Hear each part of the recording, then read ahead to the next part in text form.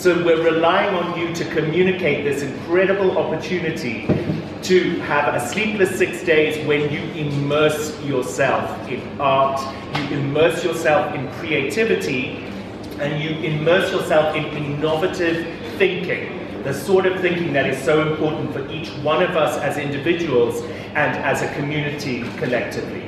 Okay, so what does that mean? It means this. It means the HIFA program. Dozens and dozens of shows and partners involved in different ways. There is EcoCash Day, an incredibly intense day of programming. There is nowhere else on the continent that will have a more intense artistic opportunity during EcoCash Day that we have here. It is the most intense possibility for artistic experience. So there are lots of things happening, and you know how it is. We always tend to focus on Seoul Main Stage, and we're certainly going to do that today by talking about a couple of the shows on Main Stage. But please keep in mind that there are small things happening, tiny, tiny little initiatives that are a bead worker sharing their craft and inviting people to come in and help them make something beautiful that will become part of a larger exhibition. There are fashion people, there are tiny theatre shows, there are play readings. Lovely Denai Guerrera, who's having such a massive success in Hollywood and elsewhere, has initiated and ignited a program that has led to some incredible play readings that will happen throughout the week. Small things, large things, commercial things, esoteric things. By esoteric, I mean not that they will alienate you, but that it might be a new experience. Take the risk. Those are the experiences that change your life and change your experience and change your perceptions about what is possible. So, I'm going to start by talking about a couple of shows that are happening on EcoCash Day on the Main Stage. Publish The Quest is a wonderful group from Seattle in the United States. They're a group that I'm beginning to define as Afro-curious. There is this community of musicians and theatre makers and dance makers that are somewhat obsessed with the idea of coming to Zimbabwe, having heard so much about the artistic community here and what is happening here.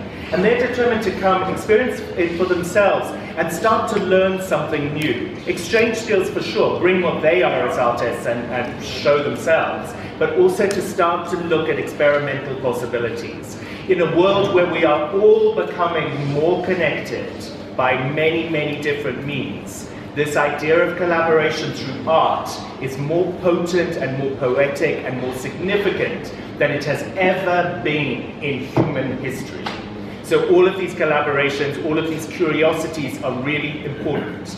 Publish The Quest, Seattle, Afro-Curious, fantastic embrace of both African music styles as well as pop indie sounds from the global community and from America. Jacob Bain, their leader, represents a new type of artist, a type of artist that is as much social activist as they are performer.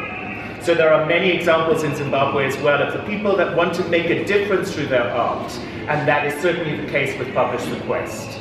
They're from America, and I just want to point out that there is a lot of programming from America. It's a very dynamic, happening artistic community at the moment, in New York particularly, but elsewhere in the country. The director of the opening show, called We Count, is a young, dynamic American.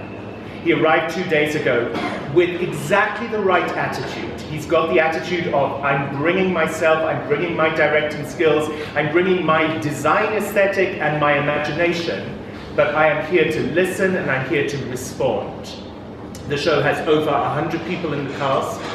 It is an incredible celebration of what we are all proud of. So it started with that question, we count, and consequently, what we are proud of is important. And what we are proud of, that question being asked to so many different people involved in HIFA, got responses ranging from Victoria Falls and Great Zimbabwe, the great geographical and physical things in the country, to our determination, our resilience, our capacity to love despite circumstances. All of those things, the attempt of the opening show, as I was saying to my friend and colleague earlier on, it's one of the most terrifying shows to try and conceive, but it's the crucial show because it sets the temperature.